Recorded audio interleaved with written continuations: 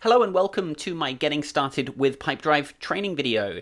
In this video, I want to walk you through an introduction to Pipedrive and just show you kind of broadly how it works and explain some of the main features. If you want to see me go into more detail on some of these features and show more advanced uses of Pipedrive, then definitely check out the other videos in my Pipedrive training playlist.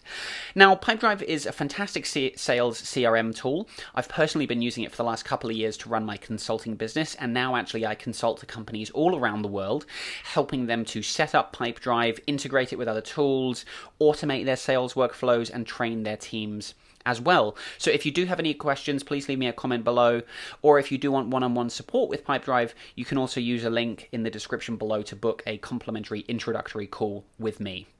And finally, if you're still in your trial of Pipedrive, your 15-day trial, use the code in the description below, and you can get an extended 45-day trial using my affiliate code.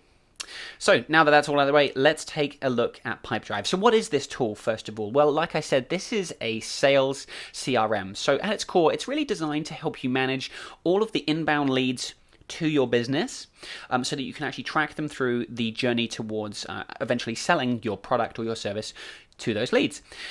Pipedrive, on the other hand, it's not really that well designed for client management. So when they've actually signed up, maybe paid for your service, it's not the best tool for actually managing client work. There might be other CRMs or even project management tools like Asana that are actually better suited for that kind of thing. But if you're after like a simple CRM that's very affordable, very intuitive and easy to use, then Pipedrive is a fantastic tool. It is one of the more affordable CRMs compared to other tools like HubSpot and Salesforce. But with that affordability, maybe you trade off a few features, like it doesn't have massive amounts of like customization. Like we can customize it a little bit, but obviously it's not going to be as customizable as something like Salesforce. So it's a little bit of a trade-off. But yeah, I think it is a fantastic sales tool for most teams, really. It's nice and simple and easy to use. So here we are, we're in this nice blank demo account. I'm going to start off and I'm going to go explain how information is organized in here. So what we're looking at here, we're on the Deals tab up here. Deals basically represent the sales opportunities within the business. So if I look at one of these deals, let's go onto this website design deal. We can see this deal has the title website design. It's actually assigned to a contact here, Tim Cook, and a company, which is Apple. Now, actually, if I go to the company, we can actually see there are multiple deals assigned to this company, which is really useful because it means you can actually track the value of your clients and the companies you work with over time as you do repeat business with them. So for example, here we have 3 deals in progress. Maybe we're working on a website design, an app design, and an iPhone design. So this particular one is assigned to Apple and Tim. If I go back, on the other hand, this iPhone one is actually assigned to Apple and Johnny. So if we look at the Johnny Ive contact, there's only one deal here, the iPhone one for Johnny, whereas if we go to Tim, there's the 2 deals down here for Tim. So this is just the first little thing you need to kind of wrap your head around, is how information is structured and organized in Pipedrive. You have the organization at the top, the kind of people that work there, and then the deals underneath. Now this deals page, this is kind of the main screen that you look at and work from when you're working within Pipedrive. As you can see, we have a number of stages here. These are the default stages that you get set up with when you log in. We can actually customize these stages if we like. So if I go to my pipeline settings, I can add or remove stages as I wish. And you generally want to have one pipeline. You can have multiple, but you want one pipeline kind of for each kind of revenue stream or sales process within your business. So for example, I sell consulting services. The process of selling my consulting is quite different to other things that I sell, like sponsorships on my podcast. So that's quite a different sales process. So for that, I have a completely separate sales pipeline with different stages, like you see here. So here we are, we just have the one pipeline. We could customize it. We could actually, let's add a stage here. I might add a holding stage, maybe for putting deals in when they've kind of gone cold. I just want to kind of put them on hold for now. I'll come back to them later. So I might put that over here. Over here. There we go. Lead in, contact made, prospect qualified, needs defined, proposal made, and actually I might change this final stage. I won't do negotiations started. I might change this, so I'll click on it and I'll say waiting for payment. And then when they pay, I'm going to mark the deal as won. So that's basically kind of one of the basic ways you can customize your pipeline is by changing, reorganizing, and adding to these stages. You can also enable deal probability. This is a slightly more advanced feature, but what this means is that you can set the probability. So when a lead comes in, maybe there's a 50% chance that we're going to close that lead. We just know based on our reports that there's a 50% chance we might close that lead. So we could set that probability. And you could go through and basically the probability is going to get increase as you go through these stages. And this is used in your sales forecasting. So when you actually assign values to deals, on your pipeline, you'll actually see up here the quantity of deals and the value of the deals, and Pipedrive will use those probability estimates to actually forecast based on the amount of deals that you have in here. This is roughly what we think you might end up closing. So that's our customizing our pipeline. If I then go on to one of these deals here, you can see, so as I said, the title, the contact, and the company. We can see what stage it's in. On the left here, we can customize and add custom information about this deal. So we can add in customized fields. So what I might do here is add a field called, let's say, goal. And this is going to be a long text field. And this might be a place where I can summarize the client's goal. Maybe I'm going to put in here budget. I'm going to make this a monetary field. And something else that would be really good to capture is deal source. How did they find out about us? So I'm going to make this one a multi-option field. And now I could put in like website, phone, referral, anything I want. So you can add in as much as many custom fields as you like up here. So let's put in the goal, needs a new website. Budget, they've got a... It's not clicking. Let's try refreshing.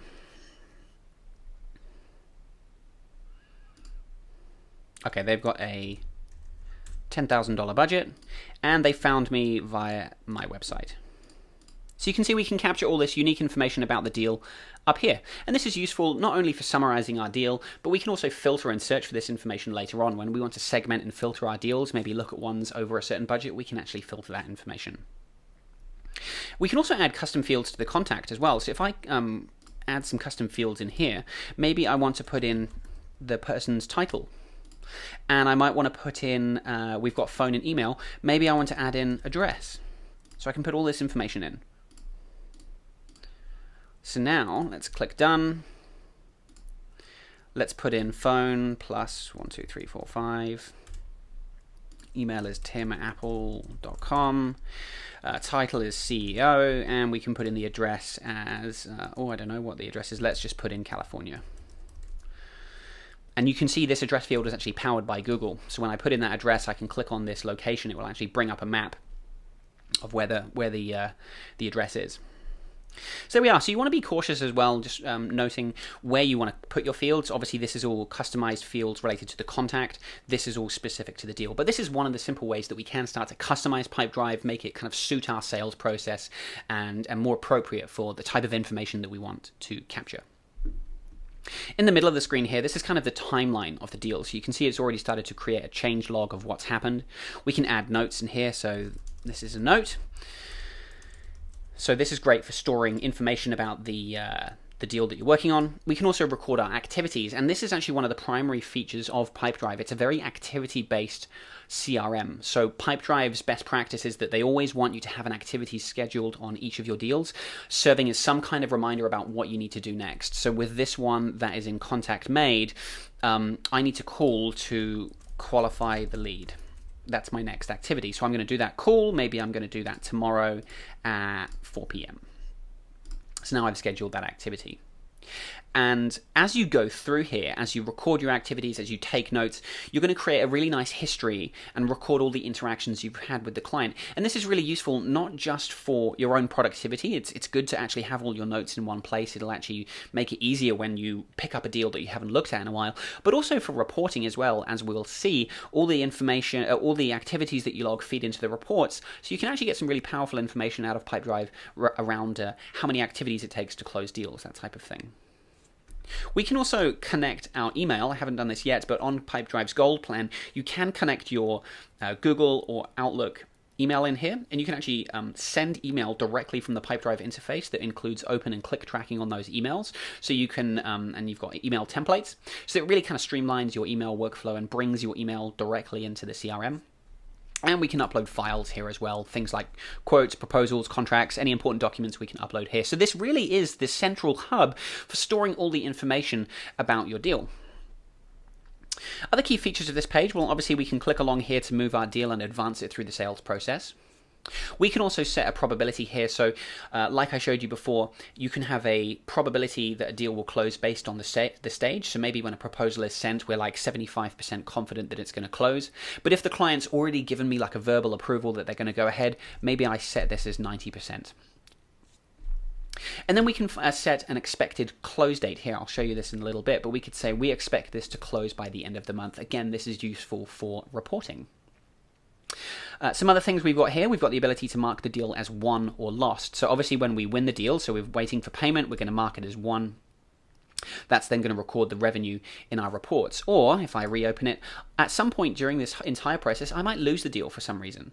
And what I might do at this stage is actually go to my settings and I can predefine some lost reasons. So some common reasons you might lose a deal, things like client wouldn't respond.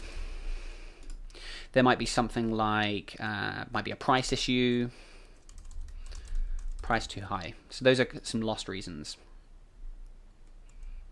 So now if I go back to my deal,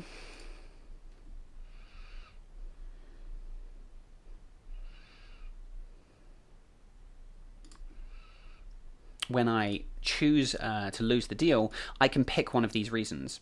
And this is useful because, again, it feeds into your report, as I'll show you. So you can actually capture what are the common reasons we lose deals, and you can actually work out how to then obviously mitigate and improve on that. On the left-hand side here, one very important aspect of any deal is the value of the deal. So you can click on this and just put in a raw amount. Maybe this is a $10,000 contract. The other thing we can do on the gold plan is assign a product or a service to the deal. So this is really useful for reporting to see what types of product services are we selling more of. So let's type in the name website design. I don't have a product for this yet, so we'll add it as a brand new product. And let's say this is a $10,000 deal. And actually, for the sake of this example, let's say we're doing an app design as well, and let's add that as a new product, and we'll make that $5,000. It's probably a pretty cheap app. So you can see now the combined value of this deal is it's a $15,000 sale comprising of the two products.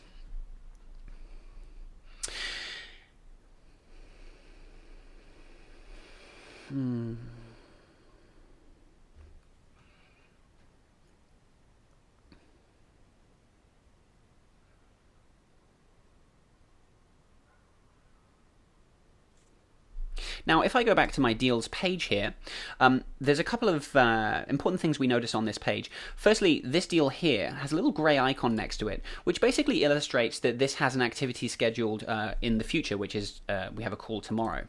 These two actually have yellow warning triangles. This is Pipedrive's way of telling me, hey, you don't have an activity on this deal, and they really want you to have an activity on all the deals so that things don't fall through the cracks. So what I could do is click on that icon, schedule an activity, and say, let's email them today. So when I save that, you see it actually turns green. That means that I have an activity due today.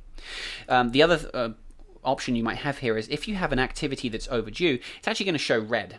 So what you want to try and avoid on this screen is any red or yellow warning icons, because they're showing you activities that were overdue or deals that have no activity at all. What you really want to be seeing is activities that are scheduled in the future, so these gray ones or the green ones. And like I said before, this is actually probably the most useful way to use Pipedrive, is on a daily basis. If you come to your activities screen up here, we can see our to-do list of all the activities we need to do. So today I need to email about this iPhone design. I've got a call that I was overdue from yesterday, and I've got a call to make tomorrow.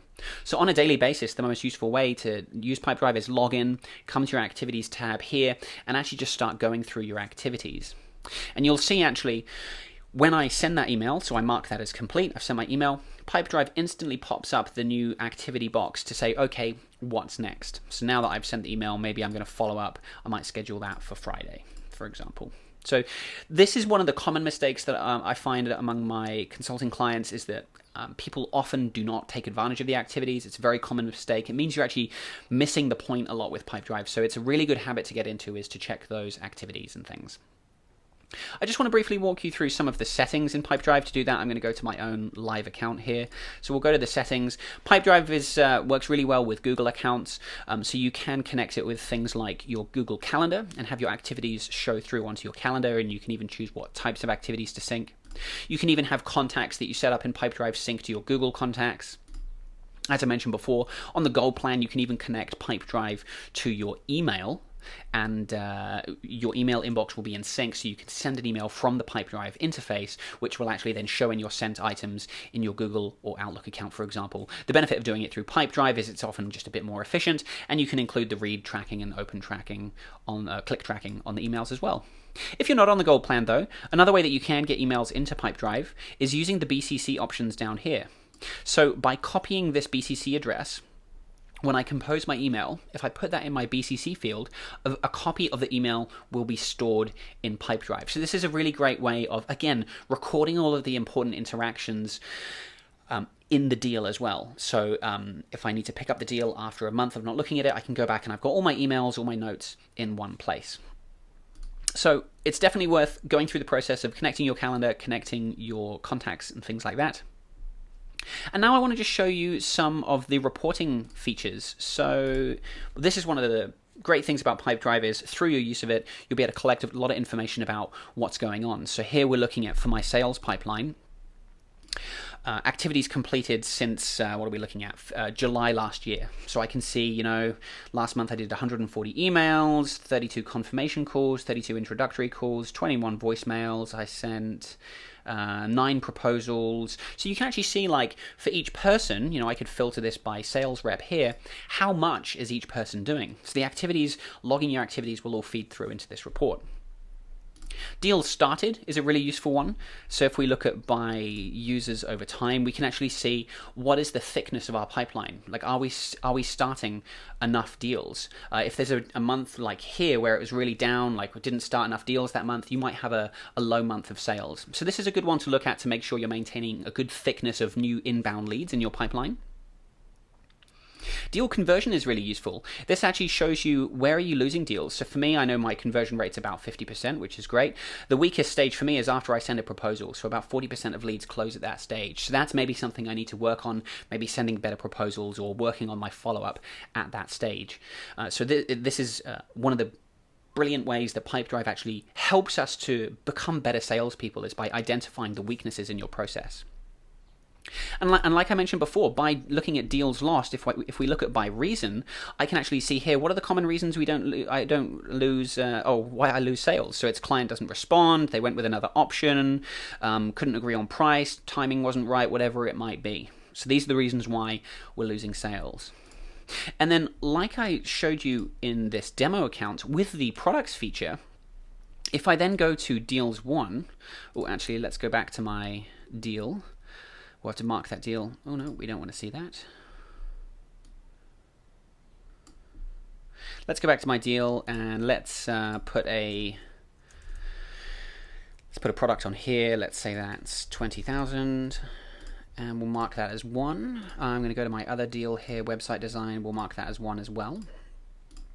Now, if I look at my deals 1 report, and we look at by products over time, and let's look at the time frame of this month, we can now see, if we look at the value, for this month we've done 25k of app designs and 10 of website designs. So this is one of the reasons it's worth going to the extra effort of attaching a product to a deal, is that you can actually see what types of product or service are we selling more or less of. So again, the more data we have in here, the better, the more kind of better salespeople we can be. Final kind of little feature I want to show you here is the ability to filter your deals. So for example, like I mentioned before, all those custom fields that we set up, you can create a filter to identify those deals. So let's say we're looking for deals where the budget, that was that field that I set up, is greater than, is more or equal to $5,000. So let's see what we get. And there's the deal that was won earlier, and it's showing up because it has a $10,000 budget. Oh, and actually, another feature I didn't show you earlier, let's talk about the expected close date. So I set this as an expected close date of the 31st. Let me go back and actually look at all of my deals here. I'm actually going to put this one on, and let's say this is website And let's put in 20. And let's say that this one is closing next month. This is just our estimate of when we think the deal will close.